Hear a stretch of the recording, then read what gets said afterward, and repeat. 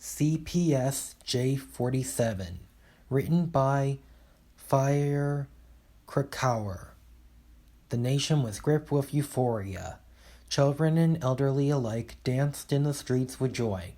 A cure had been discovered for the deadly pandemic that had swept the land. CPS J47, as it was known, had been proven to not only cure and prevent the reoccurrence of COVID-19 in 100% of trial cases. There was strong evidence that it could also eliminate depression, heart disease, you name it. A true miracle. Of course, the government began the rollout by initially offering the cure only to those with flu-like symptoms. An enormous treatment center had been constructed where an abandoned coal mine had previously been situated. As someone with a high temperature and persistent cough, the soldiers out the front of the facility guided me inside, along with thousands of others. It was organized impressively. We each had a color sticker placed on our shirts upon entry, and were directed into separate wings of the facility based on this color. The entire structure was divided into narrow hallways, leading to each of the dozens of treatment areas. The brand new walls of this immaculate building were painted a beautiful burgundy tone. There was a heavy military presence there to ensure orderly behavior, but that seemed unnecessary right now. Everyone was on their best behavior, simply grateful that a free cure was being offered for them and their families. As I queued up patiently in my lane, single file, an ear-piercing alarm went off. I could hear the sound of every external door clunking shut. This was the moment that the soldiers raised their automatic rifles and commenced firing at us. Most of the people screamed and tucked themselves into the field position, a vain attempt to make themselves a smaller target. Some of the more courageous individuals threw themselves in front of their children or loved ones. It was all pointless. Playing dead was no use either. The soldiers marched through the chaos, pumping an extra 2 rounds into every body in the building whenever they were not moving. The burgundy walls scarcely changed color throughout this horrific exchange. CPS J47 was a reference to the copper-plated steel jacket ammunition used by the AK-47 rifle. This is how North Korea became the first nation to successfully eradicate COVID-19. Why is she scared of me? Written by Animations UWU.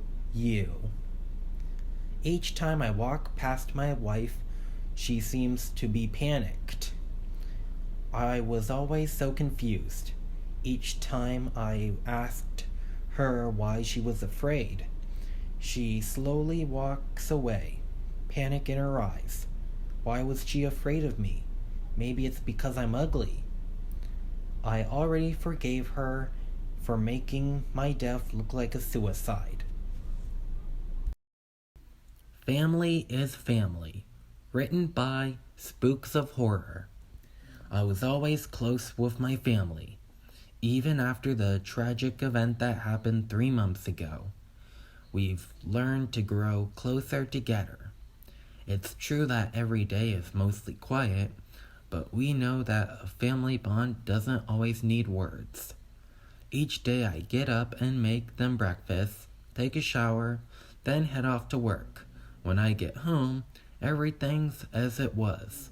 They're just that good at not making messes. Life will never be the same.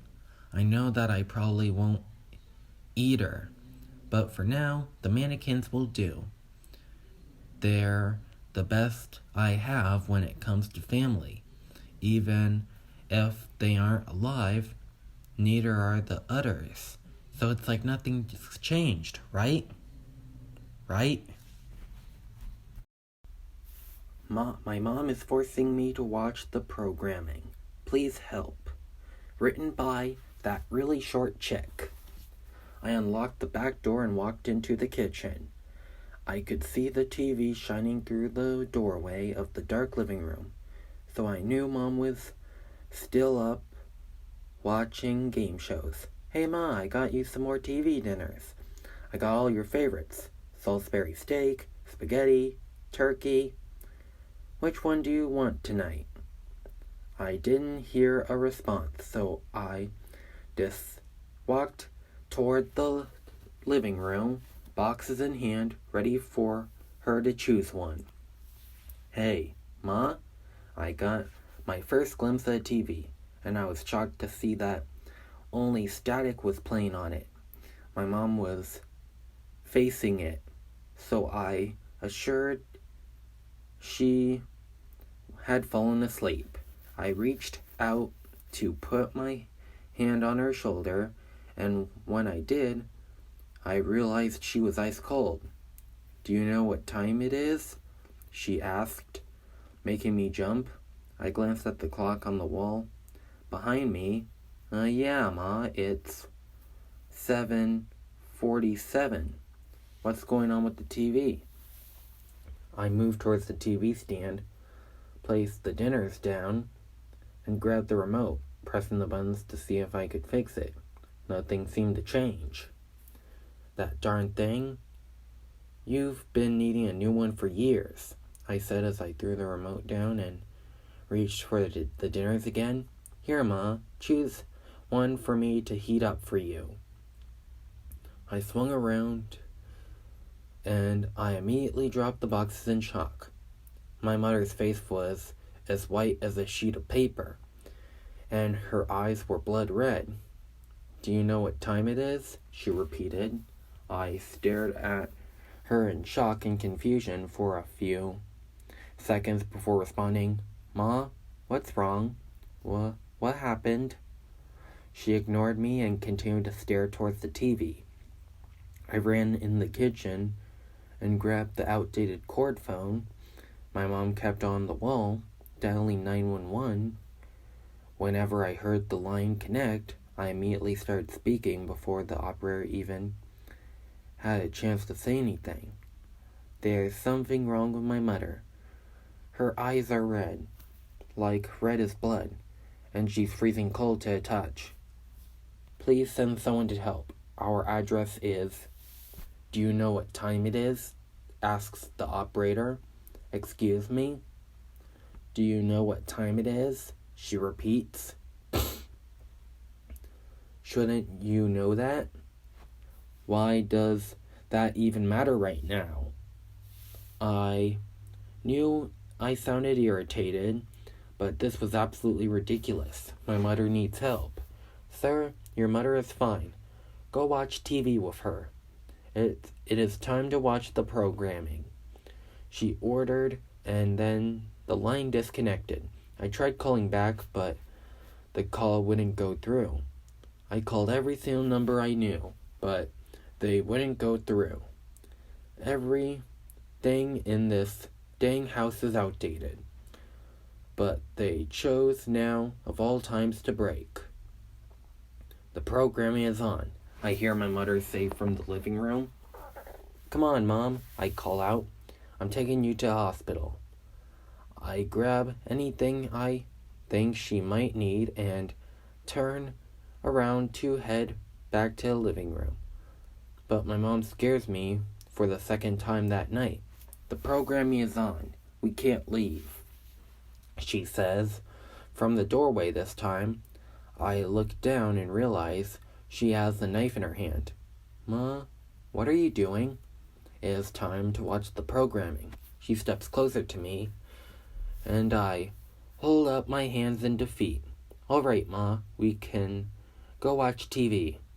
Now I'm sitting here, trying to pretend to watch static for a little while. I try and watch it just to see if I could understand what was happening. What she saw in there, I've seen absolutely nothing. I don't understand what this programming is supposed to be. For some reason, she hasn't noticed me typing on my phone. I know she'd noticed me trying to make an error call to 911, though. I even tried saying I was going to a bathroom, but if I act like I'm going to move or leave the room, she holds the knife to her throat. I'm scared she is going to hurt herself. Every text I try to send refuses to go through, so I doubt my phone call would go through either. I'm not so sure every electronic is broken like I thought at first, but I'm not really sure what is stopping it. I pray that this will go through. It's my last option. I have no idea what to do. Someone please help.